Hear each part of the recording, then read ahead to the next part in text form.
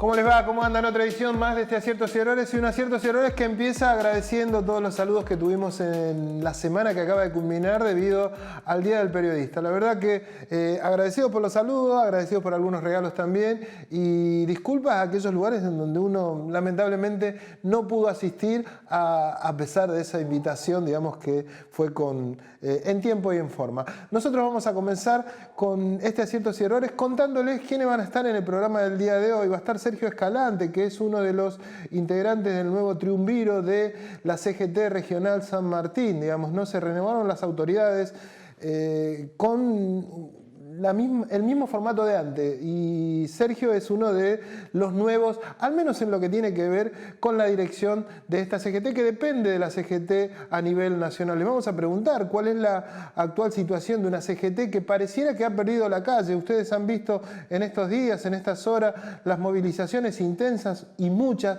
que se dieron en el ámbito de Capital Federal, pero las están llevando adelante las organizaciones sociales y algunos partidos de izquierda. No la CGT, a pesar de la situación bastante complicada, por el momento no está saliendo a la calle, y eso le vamos a preguntar en un ratito nomás a Sergio Escalante. También nos va a acompañar en un ratito también, pero vía Zoom, Bárbara Bonelli, que es la defensora del pueblo adjunta de la ciudad de Buenos Aires, y vamos a hablar de una temática que, si bien está en conocimiento de todo, tiene que ver con el tema de la ley de alquileres, ¿no?, que se está tratando en el Congreso, pero hay un dato que ella, ¿por qué la llamamos desde este programa? Porque manifestó en el diario Perfil un tema referido a los alquileres, y tiene que ver con los alquileres informales. ¿Dónde se dan los alquileres informales? Mucho en el ámbito de los barrios más vulnerables, en las villas de la Capital Federal, y nos cuenta cómo es eso, ¿no? Porque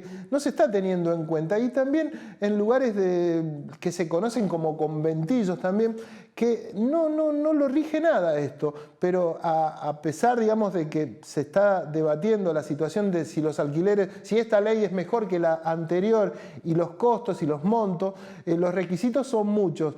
Y entonces la gente indefectiblemente cae en este tipo de alquileres. En un ratito nomás la defensora del pueblo. Y por último, en el momento de la salud, o al menos en el bloque de salud, nos va a acompañar Amelia Franchi como siempre, pero además nos va a acompañar Liliana Vázquez, que es psicóloga y también payasa. Sí, psicóloga y payasa. ¿Saben por qué?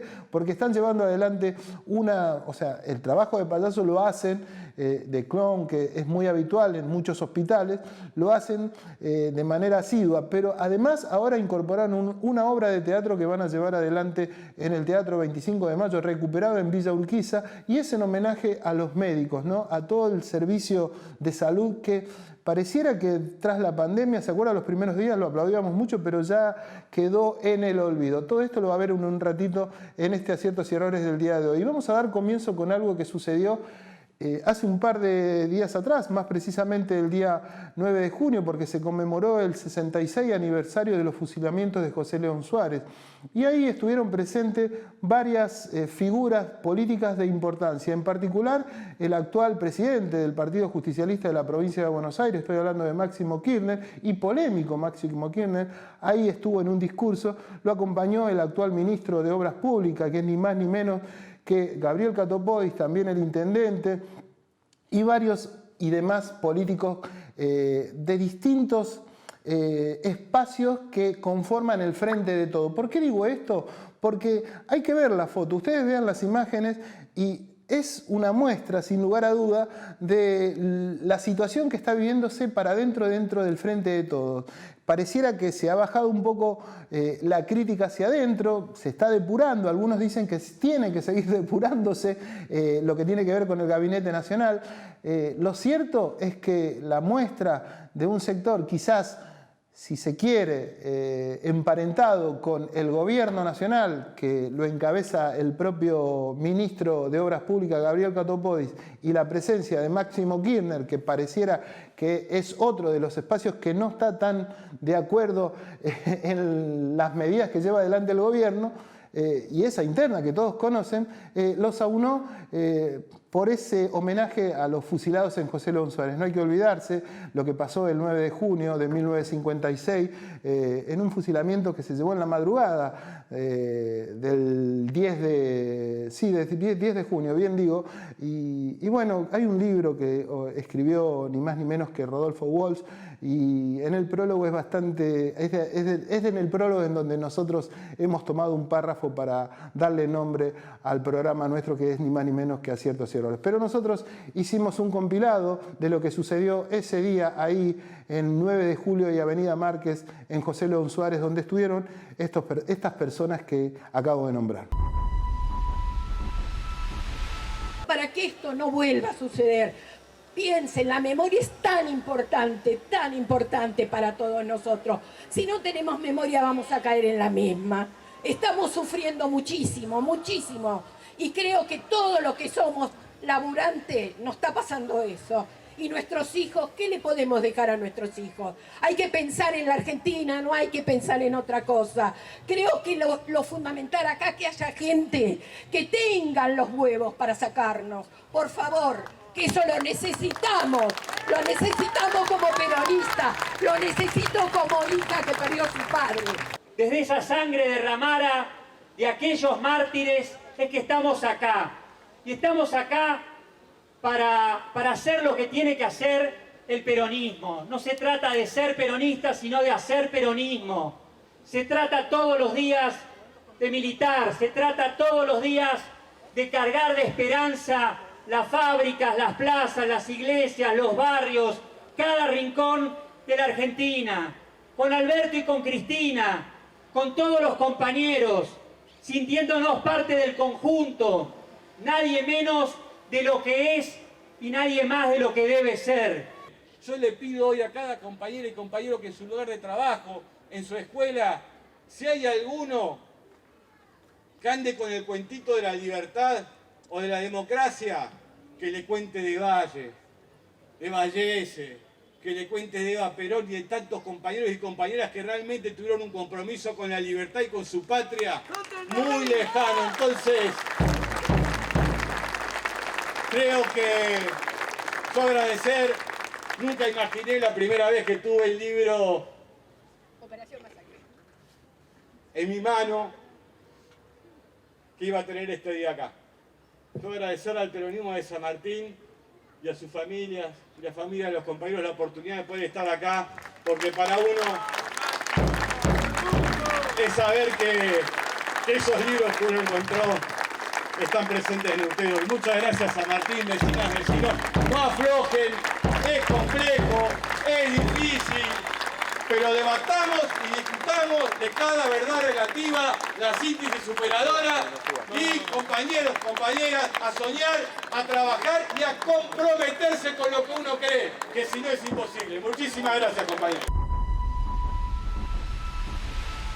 Muestran ahí los discursos una foto que quiere suponer una unidad después de unos momentos bastante álgidos. ¿Será esto hacia futuro? Indefectiblemente también la mirada, valga la redundancia, está puesta en las elecciones del año próximo, y queda claro que esta situación tan tensa que viene viviendo el Frente de Todos y en particular el gobierno, no los llevaría a buen puerto. Vamos a ver cómo se desarrolla de aquí hacia futuro esta relación que algunos manifiestan empieza a calmarse un poco dentro de lo que es el oficialismo. Y dentro del oficialismo también hay que decir, en otro distrito, esta semana que acaba de culminar, estuvo ni más ni menos que el actual gobernador de la provincia de Buenos Aires, estoy hablando de Axel Kicillof. Y quizás el lugar en donde fue no es inocente, estuvo en el distrito de Quilmes, que conduce Mayra Mendoza, y que fue muy criticado en estos últimos días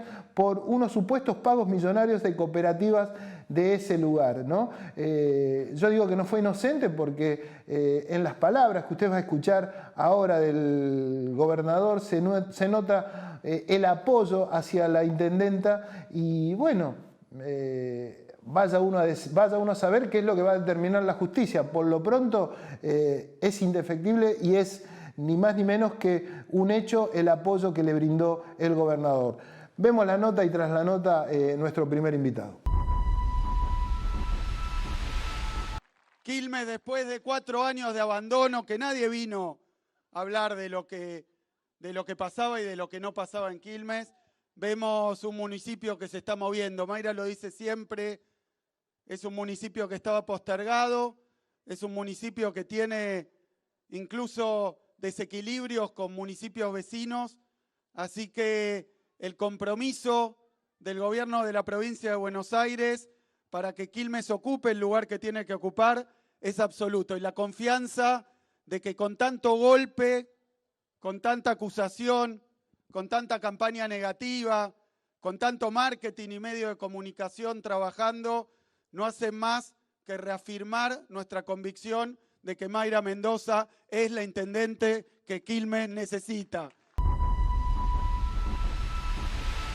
Mejor iluminación en calles, parques y plazas de Morón. Más de 7.000 nuevas luces LED. Espacios públicos más agradables y seguros. Municipio de Morón, corazón del oeste.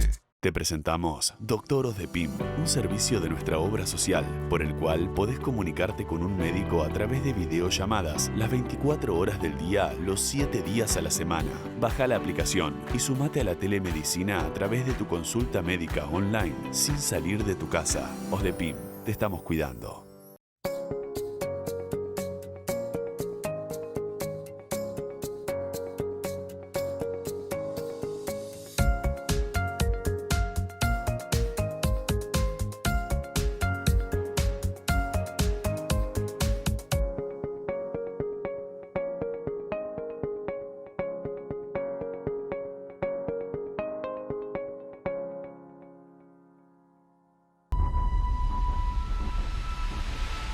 Continuamos con este Aciertos y Errores y me acompaña Sergio Escalante, que es uno de los nuevos integrantes de la CGT Regional San Martín. Digo nuevos integrantes porque ha cambiado, si se quiere, el directorio. Él lo va a explicar mejor que nosotros.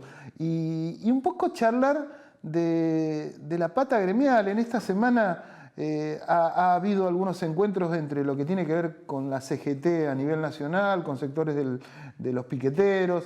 Hay como una situación que se va generando, fruto tal vez de la situación actual, en donde algunos sectores que son, si se quiere, los más desprotegidos o los que no están tenidos muy en cuenta, y los trabajadores en sí, porque acá en definitiva lo que está en discusión con esta suba constante y a veces indiscriminada de la inflación es el bolsillo y el salario de aquellos que son laburantes, ¿no? Así que, antes que nada, Sergio, gracias por tu presencia acá en Aciertos y Errores.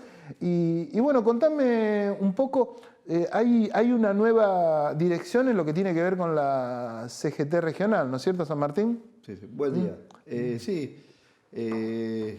El lunes pasado, el lunes 30 de mayo, se eligieron las nuevas autoridades de la CGT regional. Muchos de los que están, la gran mayoría de los que están, ya estaban en el consejo directivo anterior. Quizá ahora se distribuyeron de distinta manera los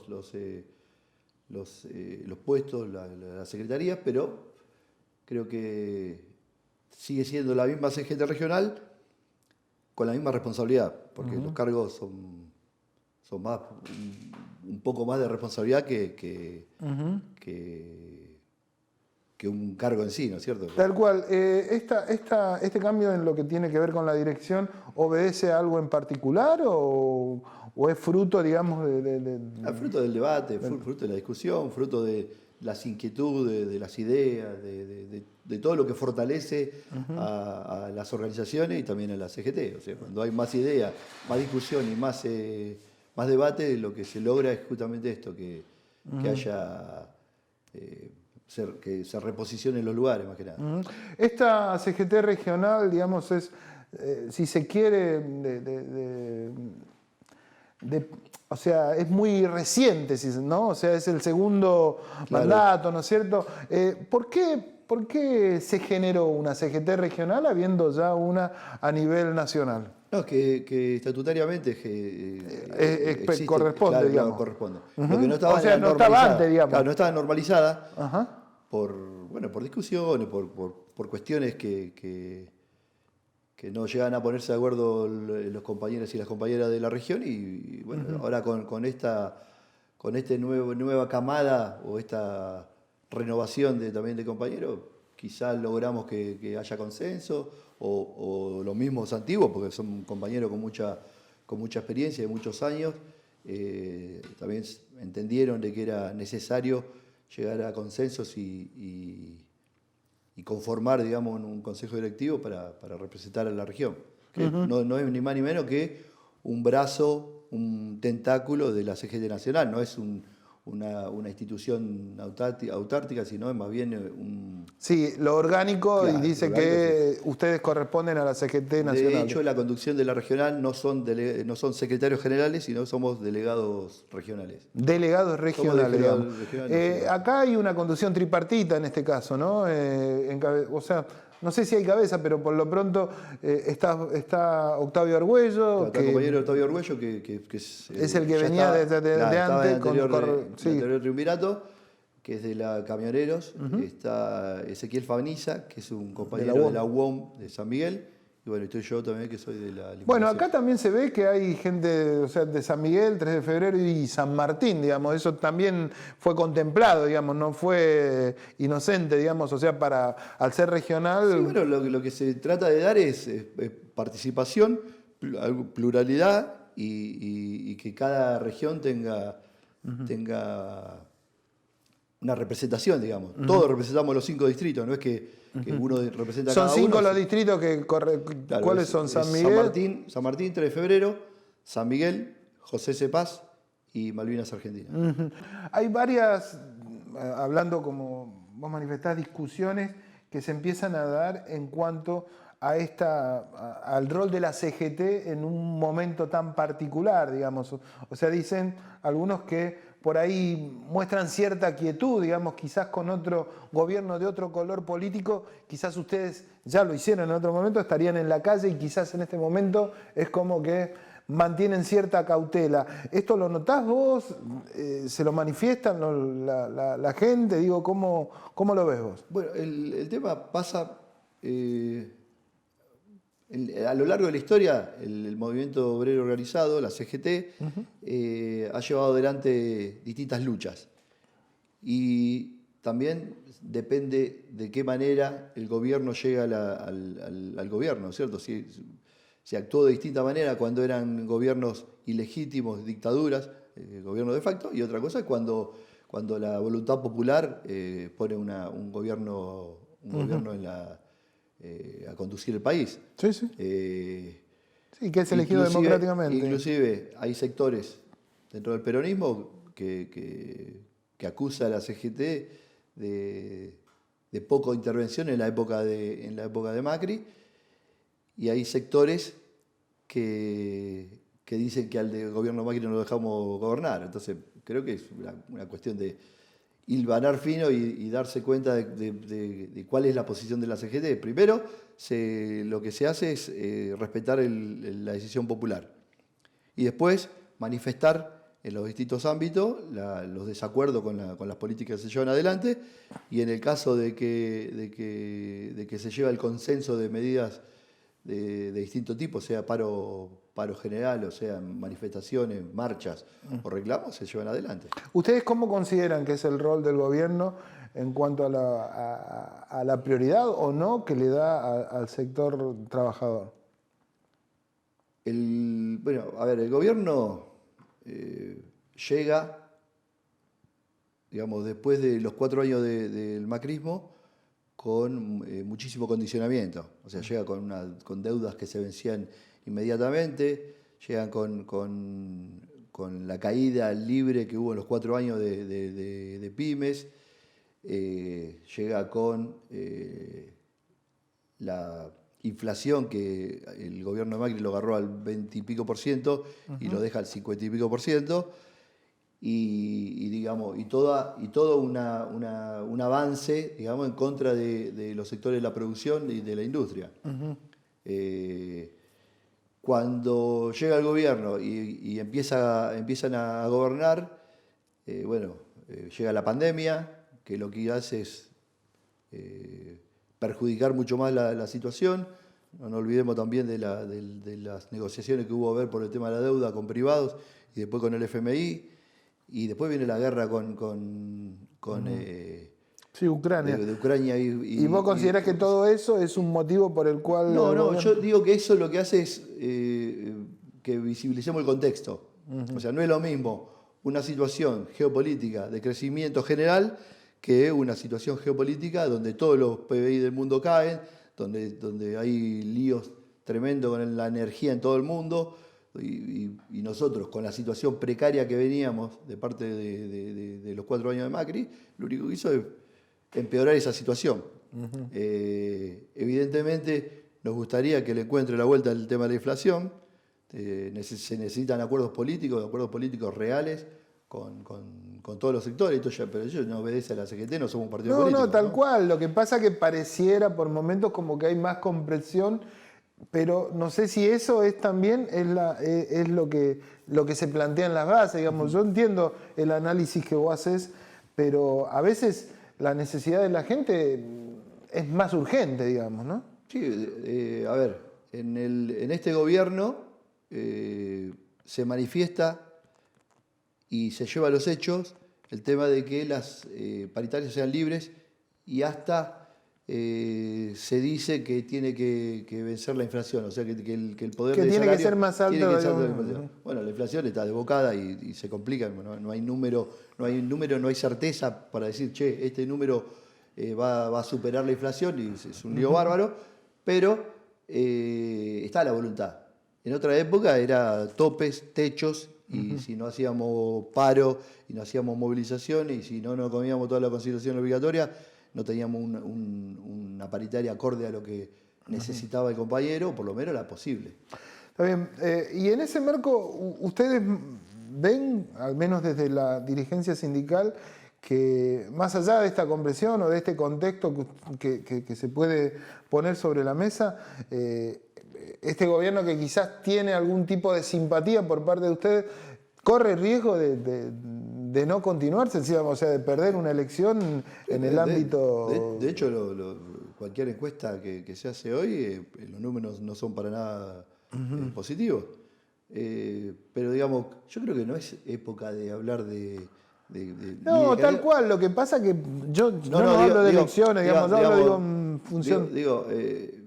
Independientemente de que no es época de hablar de elecciones, es época de buscar condiciones políticas, económicas y sociales que empiecen a resolver los problemas de la gente. Si no se pudo hasta hoy, o no se pudo en gran parte hasta hoy, sabemos de los esfuerzos, sabemos de las inversiones, sabemos de la guita que se mueve. Si no se pudo hasta hoy, bueno, que se pueda. O si se pudo poco, que se pueda más. Pero creo que es época de atacar los problemas que tiene la sociedad, no tanto de pensar en quién va a ganar la próxima elección, sino de ver de qué manera podemos resolver los problemas inmediatos de los distintos sectores. O sea, nosotros somos representantes de trabajadores formales.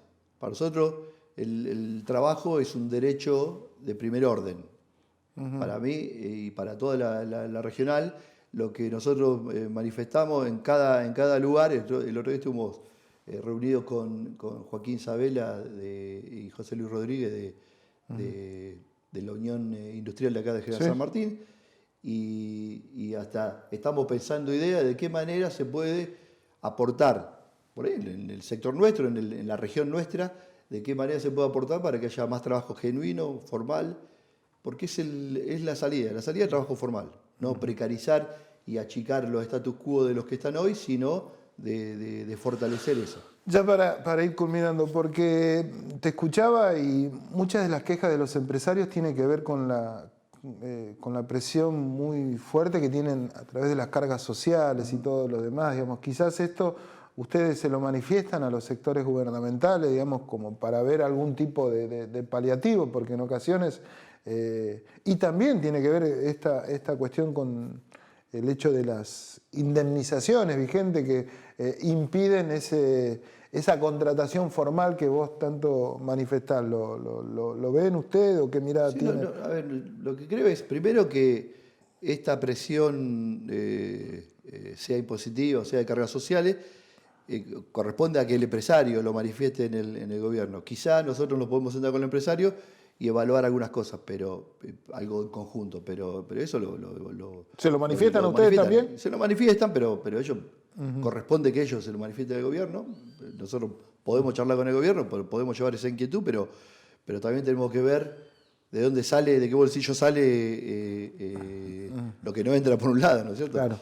Y respecto del otro yo no creo que la indemnización sea un escollo para contratar. Creo que el problema es el mercado frío, el mercado interno que no se mueve lo suficiente o que no esté la situación económica, financiera y comercial lo suficientemente aceitado como para que haya un movimiento y haya más trabajo. Porque el empresario no toma trabajadores porque le sale más barato, los toma cuando lo necesita. Entonces lo que hay que procurar es que haya más trabajo y más movimiento de la economía y no tanto que sea más barato desvincular. Más allá de la crisis, en estos últimos tiempos el gobierno ha manifestado que la capacidad de producción ronda el 70%, digamos.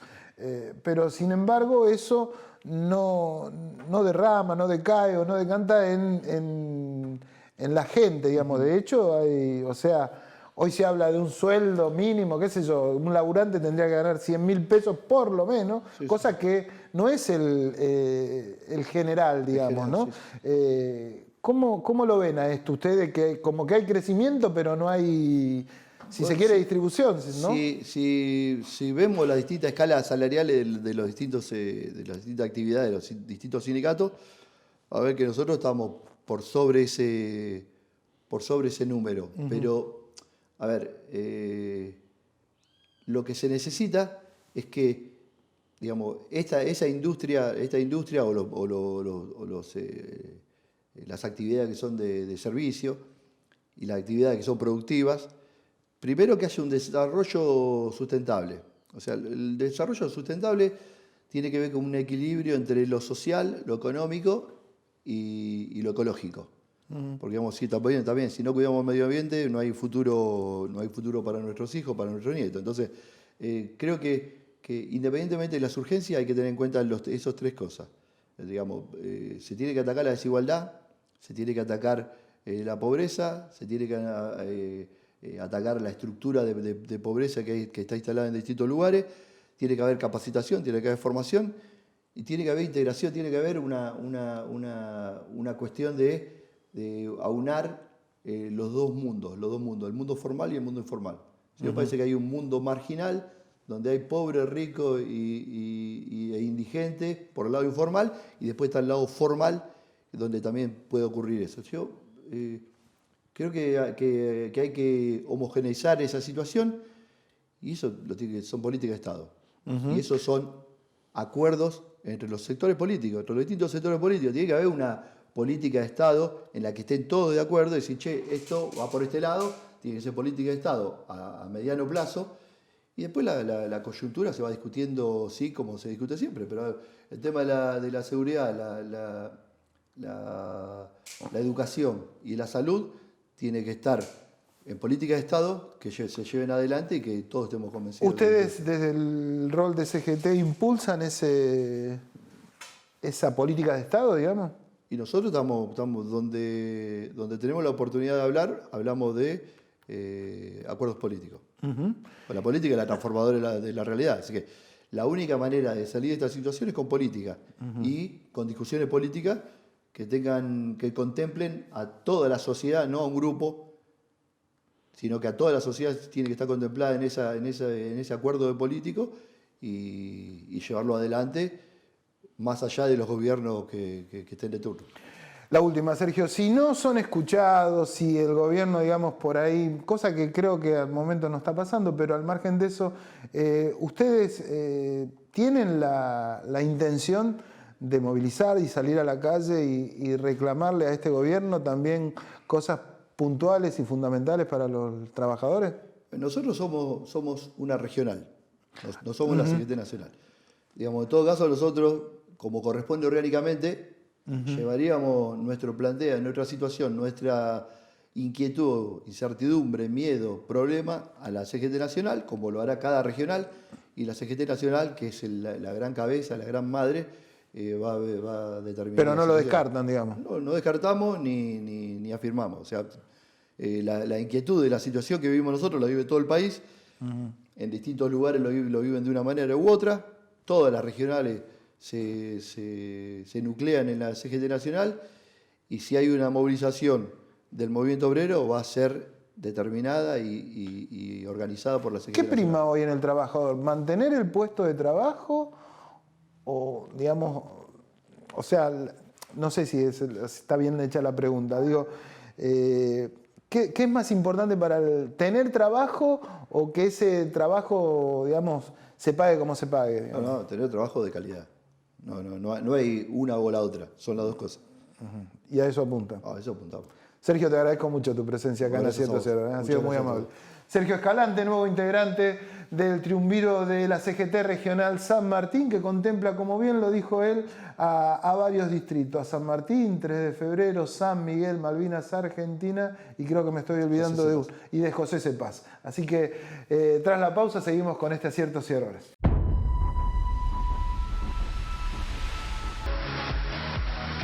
Si usted tiene un problema jurídico, no lo dude. Consulte a un abogado matriculado. Se lo aconseja el Colegio de Abogados de San Martín. Llame al 4754-2139, Avenida Ricardo Balbín, 1750 San Martín.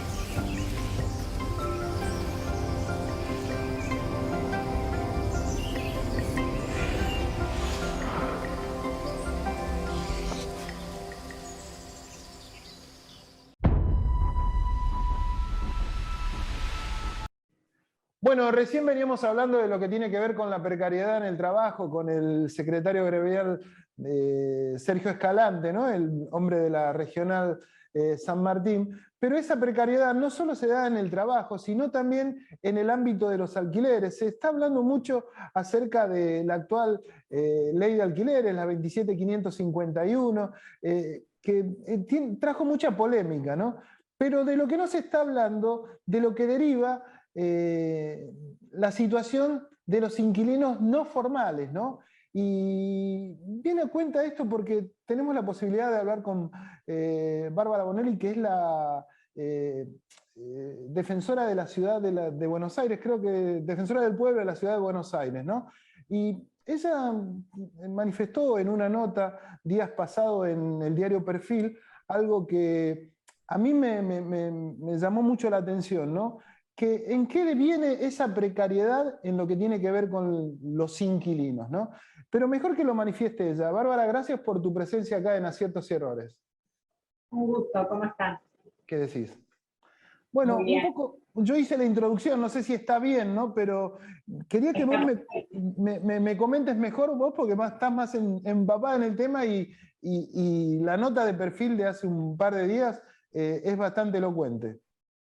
Mira, te cuento, un poco el disparador del tema de la nota de Perfil es que justamente como entiendo que ustedes estaban hablando de la precariedad en el trabajo, hay condiciones, digamos, se está discutiendo mucho, como vos decías recién, la cuestión de los alquileres, fruto de una nueva discusión de la última ley sancionada, y lo cierto es que en esta discusión está ausente la cuestión referida a un segmento muy importante de la población que alquila en condiciones informales o de precariedad. Nos referimos principalmente, en la nota estuvimos hablando sobre aquellos que alquilan en los barrios populares en todo el país, pero lo cierto es que es un tema bastante centralizado o que está fuertemente focalizado, que la cantidad de hogares que alquilan en barrios populares es mucho más grande y mucho más importante. En la ciudad de Buenos Aires hablamos de un 18% de quienes viven en los barrios populares alquilan, y allí, si bien toda la discusión en el marco del Congreso respecto de la ley muestra que se presentan condiciones de dificultad en estos vínculos de alquiler en las relaciones formales, donde hay un contrato de por medio y donde rige la ley.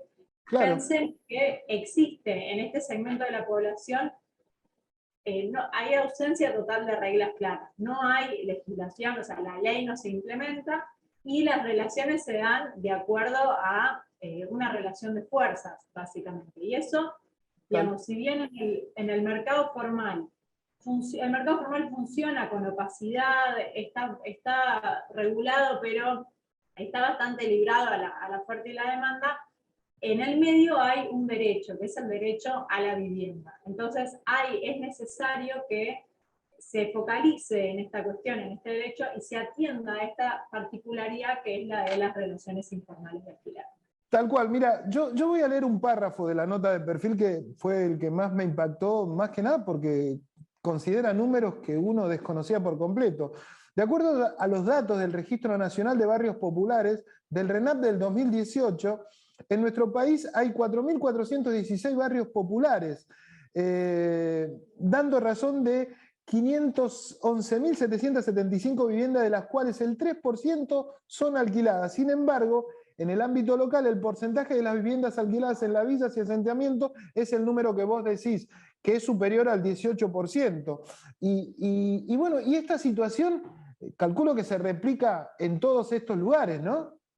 Totalmente. Un dato más que te aporto, la mayoría de las personas o de las jefas de familia de esas hogares que alquilan en los barrios populares son mujeres, con lo cual, bueno, esto añade una cuestión mayor de vulnerabilidad por todas las condiciones estructurales de desigualdad que padecen las mujeres. Y, como te decía antes, si el mercado formal tiene opacidad y dificultades y falta de previsibilidad, cuando hablamos de los barrios populares, y esto es lo que quiero contar y tal vez profundizar un poquito más, hablamos de nula regulación. ¿A qué se refiere la nula regulación? En relación a los precios, no hay regulación, no es que hay plazos, mecanismos de actualización, condiciones en las que se aumentan, que digamos eso es bastante lo que se está discutiendo a nivel formal en la ley. De hecho, un informe que hizo la Defensoría hace algunos años ya hablaba de que en algunos barrios, por ejemplo, el barrio Padre Richardelli, que es la ex 1114, que tiene altos, mayores niveles al 18% de alquileres, hablaban de actualizaciones mensuales, es decir, todos los meses una nueva actualización de montos.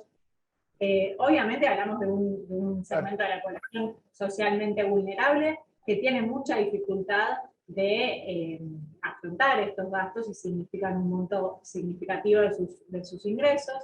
Por otro lado, lo que refiere a las condiciones del inmueble, que bueno, eso con dificultad, pero en el mercado formal está medianamente regulado, hay determinadas condiciones para cumplirse a la hora de alquiler. Obviamente, en los barrios populares eso no es exigible, no hay manera de tener buenas condiciones del inmueble. En otro lado, el acceso a los servicios públicos, que es una falencia en la totalidad de los barrios populares, pero añado algo para que se conozca. Muchas veces digamos, el acceso al agua o el acceso a la electricidad son cuestiones que pueden manipular los poseedores de las viviendas. Entonces, frente a un mes de retraso en el pago del alquiler o ante la voluntad del poseedor de desalojar al inquilino o inquilina porque se desea ocupar la pieza o la habitación, se le corta el agua, se le corta la luz y de esta manera se logra de alguna forma,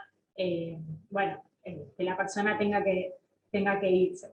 A ver, y Bárbara, ¿esto se contempla en este debate que se está dando en distintos ámbitos por la nueva ley de alquileres, digamos?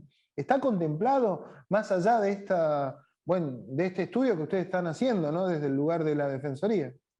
No, la verdad es que en la ley no está contemplado. De hecho, nosotros hicimos un trabajo y manifestamos esto también, porque Argentina, viste que tiene muchas veces, no en este caso particular, pero en muchos temas tiene leyes de avanzada, de vanguardia, en muchas temáticas, y después hay una distancia entre la vigencia y la aplicación de esa ley y la realidad de las personas. Lo cierto es que por ejemplo, durante la pandemia que hubo una prohibición de desalojos y prohibición de aumentos de alquiler, era difícil de implementar en el mercado formal, imagínate cuando hablamos de mercados formales. Nosotros constantemente, lamentablemente durante la pandemia, recibíamos demandas de la población de distintos lugares, y esto también está bueno recalcarlo. No hablamos solo de barrios populares, también acá nos metemos con los inquilinatos, con los conventillos y con los hoteles pensión, que también representan un segmento importante de la población, en el caso de la Ciudad de Buenos Aires. Y bueno, que obviamente la pandemia supuso un desafío muy grande en términos económicos para las familias, y en esas situaciones, cuando no se podía afrontar el pago, los desalojos de hecho se llevaban adelante y eran mecanismos disciplinadores para las familias. Entonces, respondiendo a tu pregunta, esto está ausente del debate.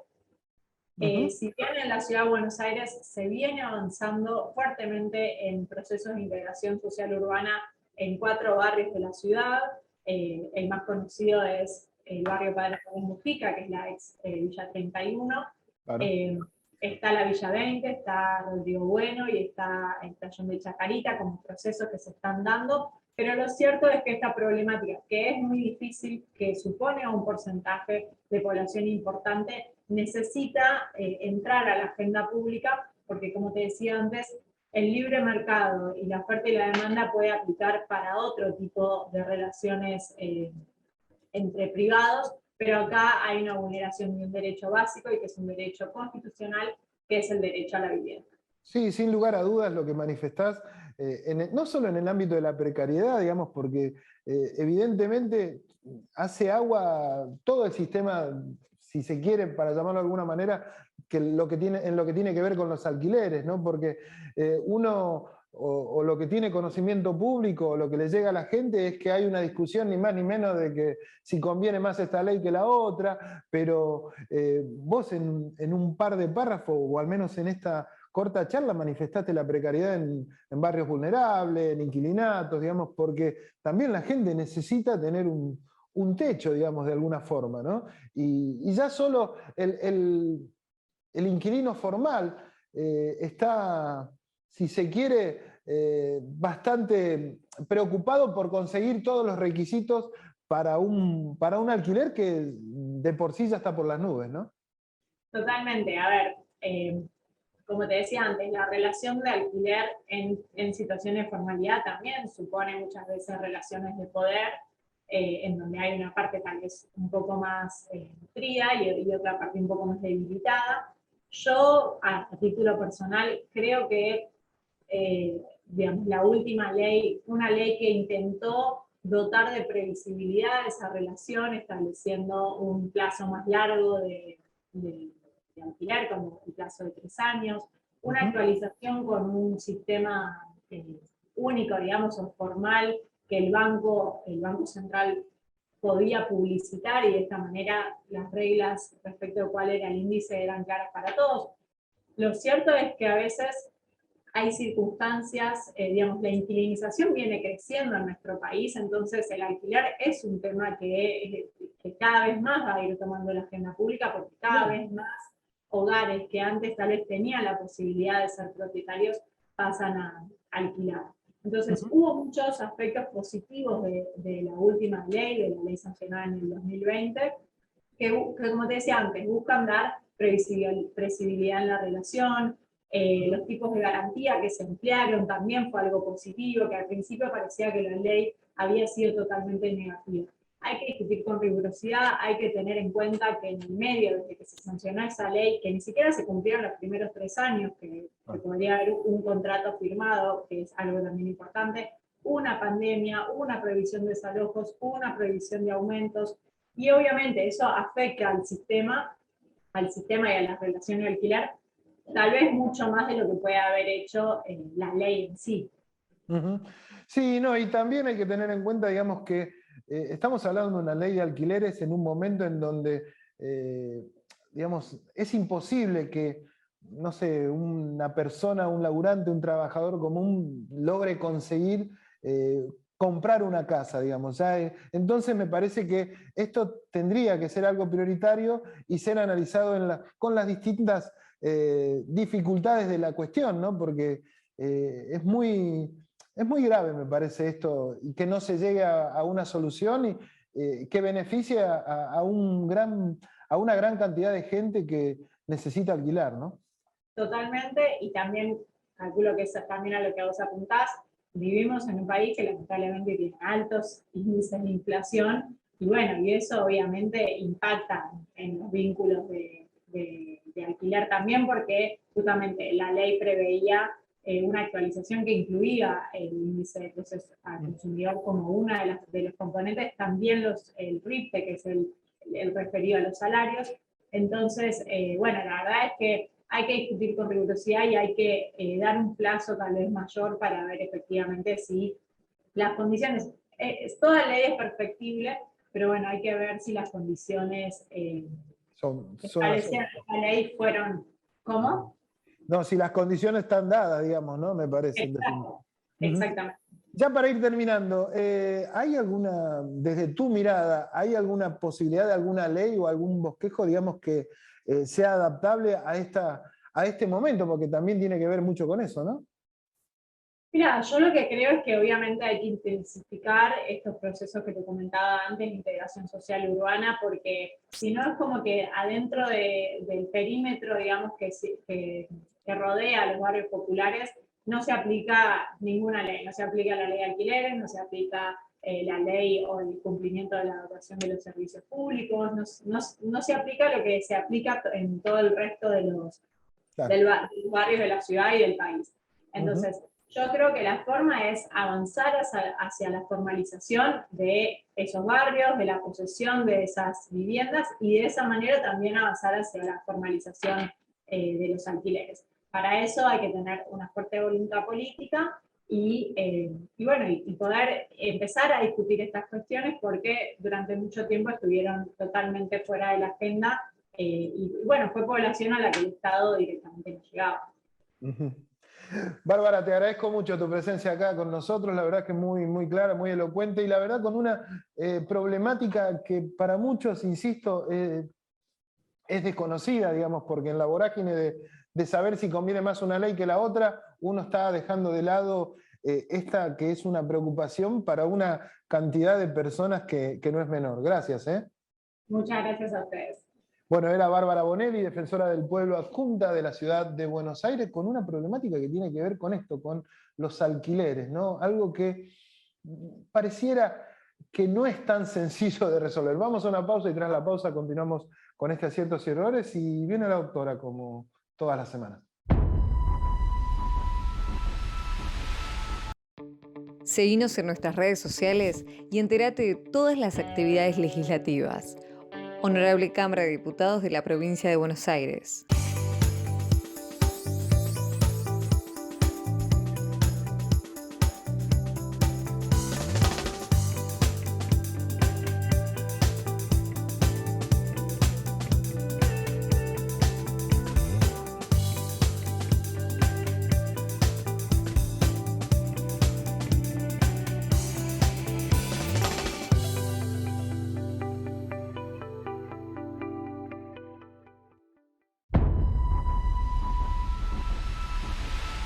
Bloque de salud y me acompaña como siempre la doctora Amelia Franchi.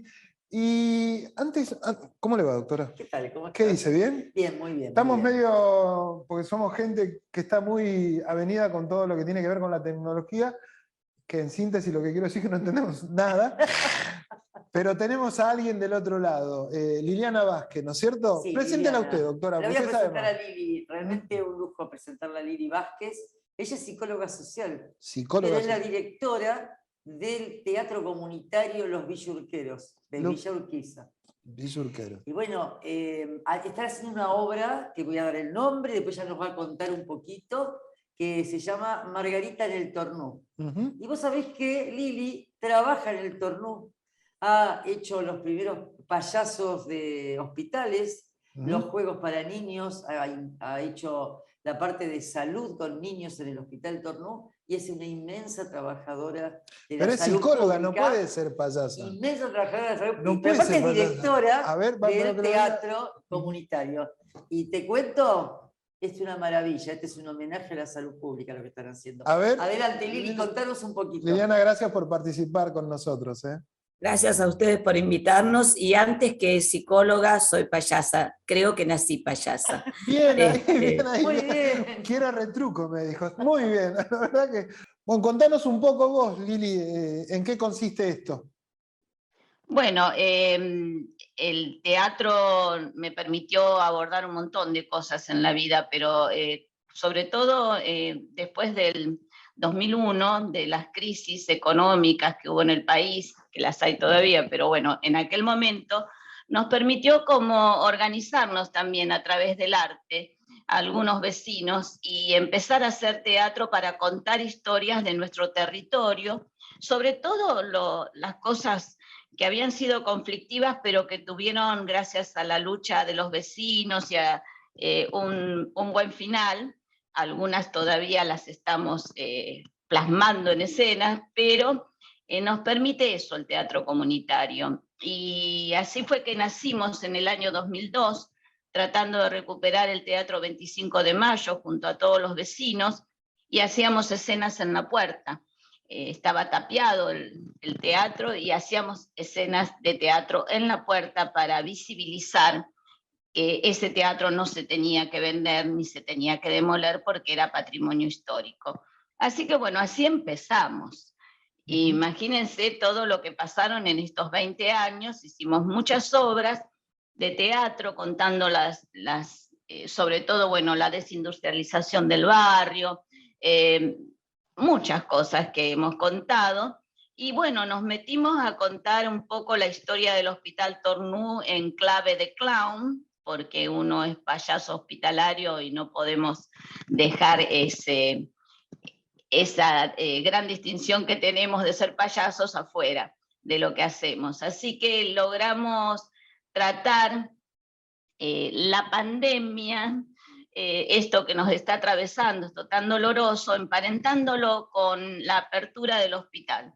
El hospital se abre en el 1904, es un hospital que atendía en aquel momento casos de tuberculosis, era específicamente para atender tuberculosis, que era, bueno, una enfermedad muy, que ahora, bueno, no es que la hemos erradicado, se había erradicado y ahora está de vuelta, pero en aquel momento... Sí.